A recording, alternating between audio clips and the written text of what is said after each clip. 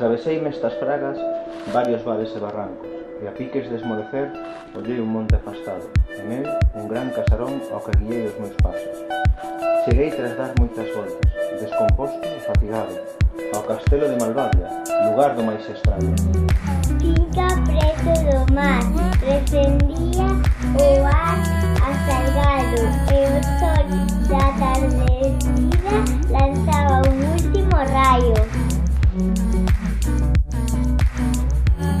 Tras as capas de verniz, unha moza cuxo xesto mostra un clásico mapín toca un violín funesto, algo que a fai infeliz.